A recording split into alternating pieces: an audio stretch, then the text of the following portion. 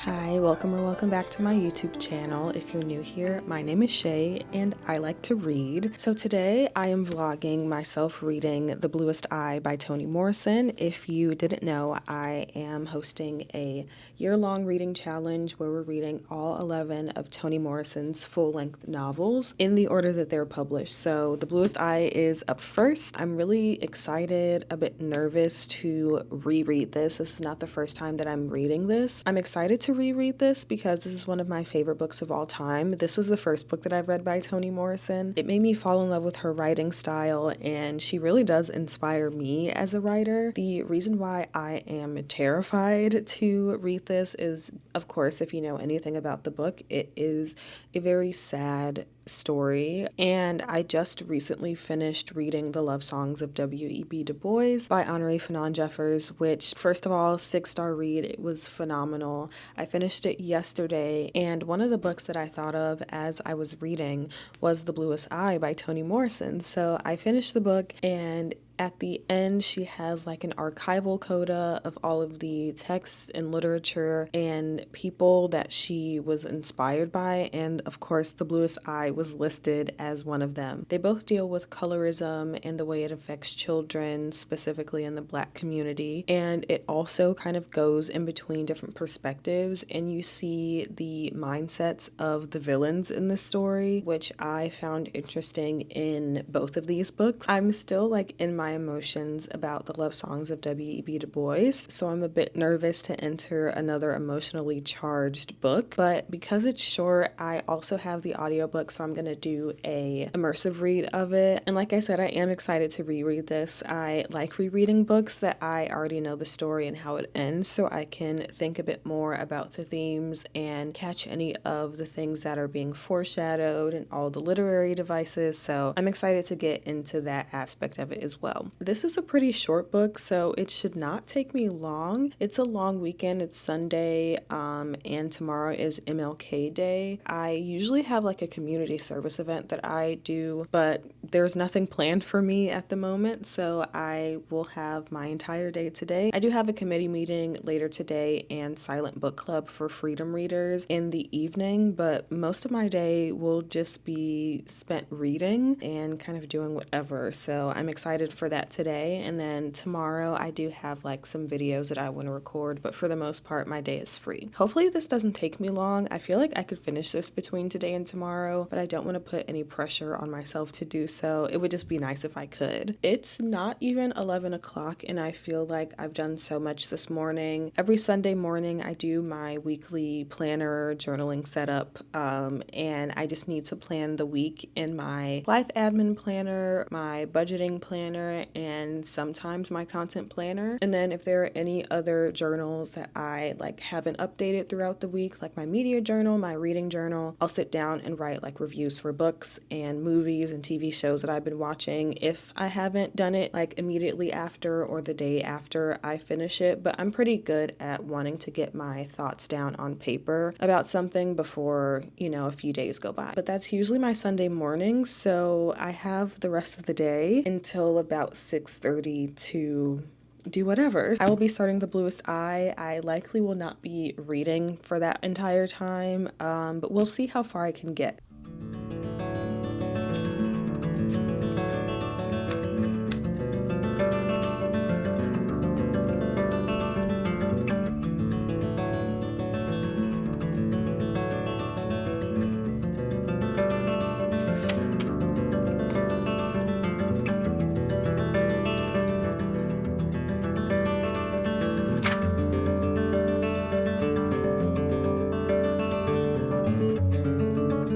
So I'm about halfway through the first section titled Autumn. Toni Morrison's writing is phenomenal as always. I feel like I'm able to digest this story a lot more than I did the first time that I read it. So I read this, I think maybe 4 years ago now. And since it's a reread, I think it's a lot easier to just understand this story. And because this story can be very convoluted if you have no clue where it's going. The reread for me has been really well. I'm also realizing another overall theme about the way that children are viewed, specifically by adults, and how children view themselves, and how a lot of the time children have to bend to the ways of the adults around them rather than adults actually making space for children and for their thoughts and opinions. Like, there is a passage where Claudia is talking about how she would be gifted dolls for Christmas, and she's like, I don't want a doll. If someone were to ask me, what do you want to experience, she would tell them what she actually wants, but because she doesn't want this doll, she mutilates it and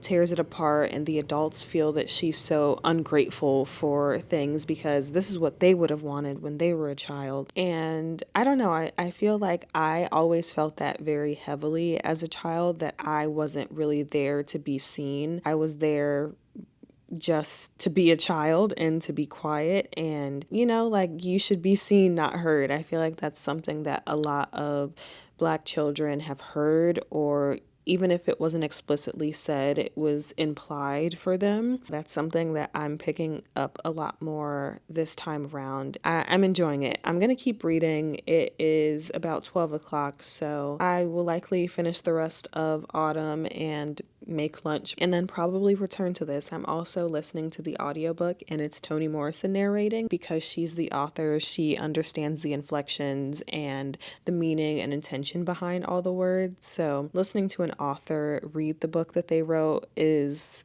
always a treat.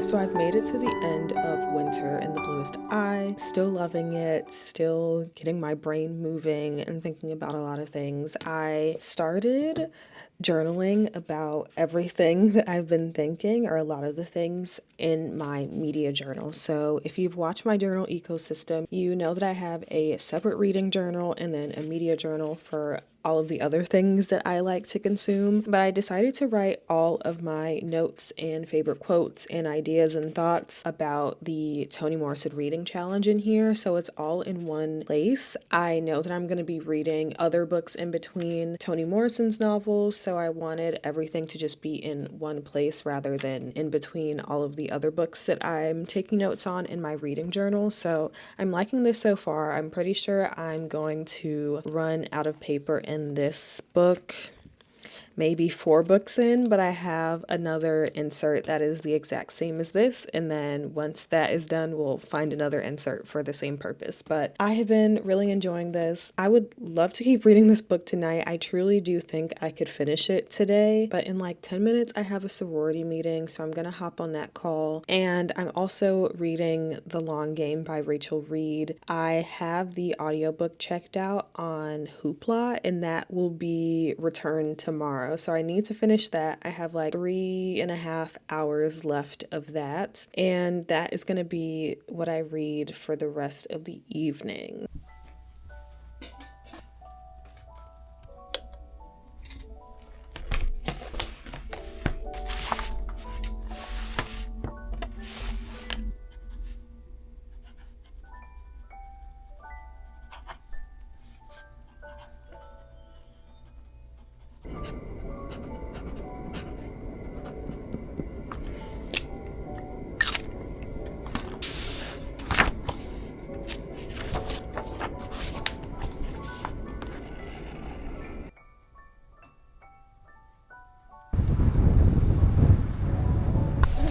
So when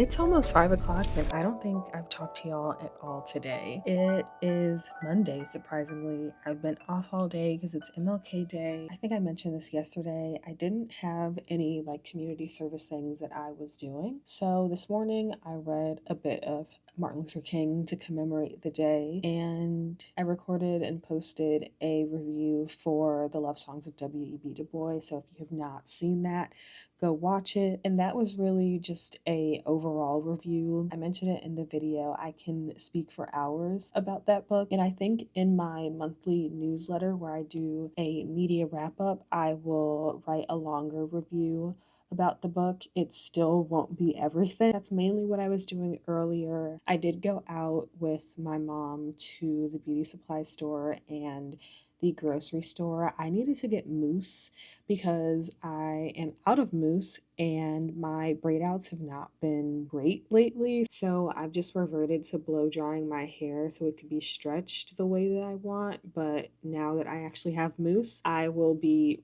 doing that again instead of putting heat on my hair. Other than that, I did read quite a bit of The Bluest Eye. I am almost done. I made it through spring and it was rough. We are basically getting all of the ways that Pecola is continuously being neglected and overlooked, and it's rough. I talked about this a bit yesterday, but reading this after the Love Songs of W.E.B. Du Bois, it really does highlight how similar these two books are. In some ways, they are obviously completely different. The Bluest Eye is a little over 200 pages. The Love Songs is almost 800 pages. We get more historical background in the Love Songs. We get some backstories for certain people, but it's mainly people who have to encounter Pecola at different points in her life. This just deals with a lot of heaviness, a lot of trauma and abuse and assault. And I think it's so heavy too is that we get it from the perspective of these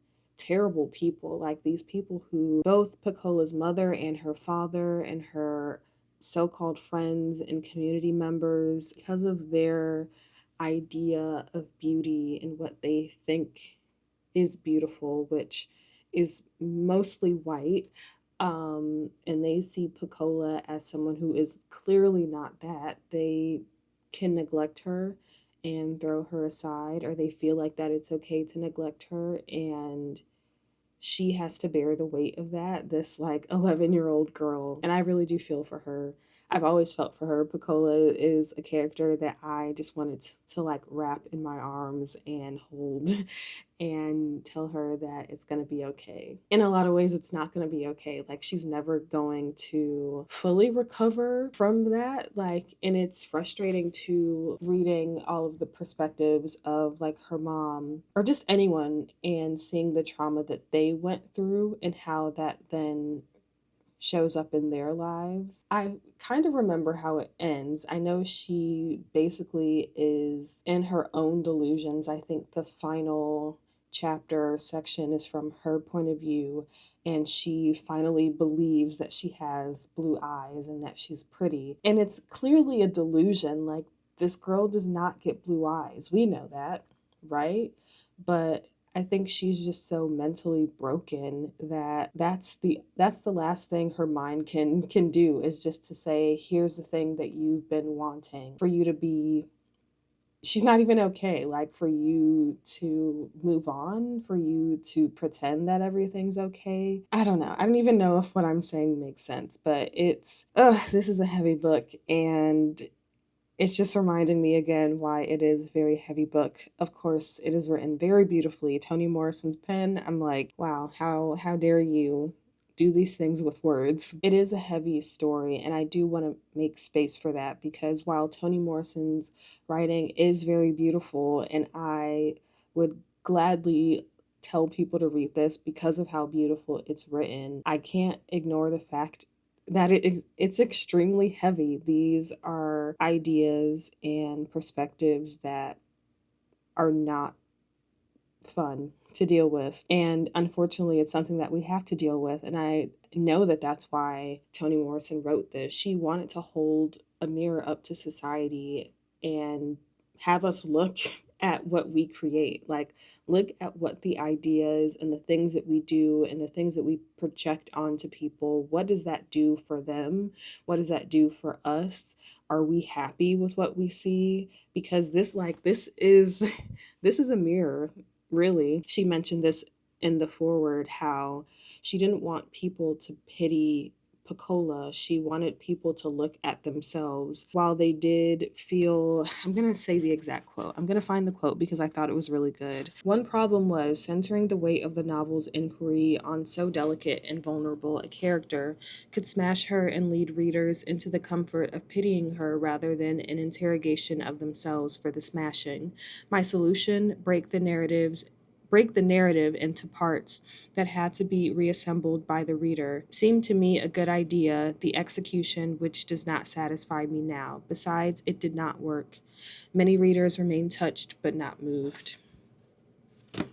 That's clearly what Toni was wanting to do with this book, and at least in her mind, I think this forward was published in 1993 and maybe updated in 2007. I'm not sure, but that's what she felt, what, like 15 years or so after this was first published. Not even. It was published in 1970, so at least 23 years, almost 25 years. And yeah, we as a society, I don't think we've learned at all, even when reading this book, or especially reading the love songs of W.B. Du Bois. I'm like, why am I seeing myself on this page? Something that was set in, when we're looking at Ailey's story, set in like the 70s, 80s, 90s, like, why am I having to experience the same things that people 50 years ago had to? I could talk about this forever, but I do want to eat and do some laundry, kind of prepare myself for going to the office tomorrow. And I will definitely finish this tonight. I don't want to finish this tomorrow on the train or in public. When I first read this book, I finished it on a plane coming back from Jamaica, and I was fighting back actual tears. So I'm gonna finish this tonight so I can process my emotions in the comfort of my own home. But yeah, I'm making nachos tonight. I'm really excited for that. So I'm gonna do that and probably watch like the Kevin Lang show because that is my comfort show. It's been a few days since we talked, but I wanted to get on here and let y'all know that I did finish The Bluest Eye on Monday. It's just as good as I remember it to be. I feel like it's even better having read it at the time that I did. I think immediately reading it after the love songs of W.E.B. Du Bois, you can absolutely see the connection between this story and that one, how this has informed the love songs, and also just picking up different things. There is this clear critique specifically about the way that adults act and behave around children and how the faults of adults become children's problems. And I know that sometimes people feel like children can't have problems, but quite frankly, like, the adults in children's lives are shaping them and their mentalities. And while as a child, that is not your fault, but it is on you when you become the adult and you perpetuate more harm. So I feel like that was a bit more clear to me. Also, just the idea of love. And again, when it comes to children, like, what are children learning about love through the adults in their lives? And not just romantic love, but love in terms of taking care of someone and valuing someone and seeing someone. By the end of it, after we see Charlie's perspective, and having read this entire book and Pecola kind of contemplating what it means to be loved, her seeing all of these white girls with blonde hair and blue-eyed be valued and loved, by the end she feels that what her father did to her was love, and the only way that he could love her is if she had blue eyes. So she just convinces herself that she had blue eyes. And it's so heavy. And I like never recommend this book lightly. It's been really interesting doing this challenge and seeing a lot of the conversations around Toni Morrison at the time. A lot of people are talking about her and, who she was as a person and not necessarily having the great experiences with her. I will recognize that that is some people's experience. I have never met Toni Morrison, so I can't speak to it at all. Not even just about who she is as a person, but her as a writer. I feel like I was on somewhere on Threads, and I scroll. Sometimes I just mindlessly scroll on Threads, and I think I remember someone saying how they couldn't believe people recommend The Bluest Eye as like the first book to read by Toni Morrison. I think I'm on the fence about it. This was the first book that I read by Toni Morrison. I personally would say that this book will probably give you an introduction to who she is as a writer. I haven't read all of her work, obviously, but I know that she deals with very hard topics. Like, I was listening to an interview of her, and she talks about her inspiration for Beloved and how it was based off of a true story of a Black woman killing her children because she didn't want her children to be enslaved. That's a heavy topic. Like, all of the things that I know about Toni Morrison's canon, at least some of the major things, they're heavy topics. So I feel like I'd rather give people, in recommending this as a first read, I'd rather let people kind of get a feel for how heavy her books can be, but also how beautiful her writing is. Like, for this to be her first novel, of course, she had a long career as an editor. I'm sure like that career has widely shaped this book and all of the books to follow. I understand why people would be like, this is probably not the best book for you to read by Toni as your first one. I would probably recommend Sula as a good first one as well. That's the second book that I read by her. And it's kind of the same. It's very short, and it again deals with heavy things, heavier topics. I feel like Sula, I would say in some ways it's less heavy than The Bluest Eye, but it still deals with friendship and betrayal and being Black in the Midwest, which is another thing that I noted from her interview and I appreciated about this book. I grew up in the Midwest, so I can relate to some of the Midwestern Black experience. I'm still like sitting with this story and all of the things that it brought up. I'm still unsure if I want to do like a written review or do a video, or I don't know. Still noodling on that. It could literally happen tomorrow or it could happen in 3 months. That's just how much I would want to sit with this book, but I wanted to let y'all know that I did finish it and close out this vlog. This will be the first of 11, so hopefully I'll be putting these out once a month as I continue to read all of Toni Morrison's novels. Thank you for making it to the end of this video. If you would like to join in this challenge, you are more than welcome to. I will leave all of the information in the description below so you all can read Toni Morrison with me. If you've read The Bluest Eye, let me know what you think about it. I could talk about this book forever and ever. Thank you so much for watching, and I will see you next time. Bye.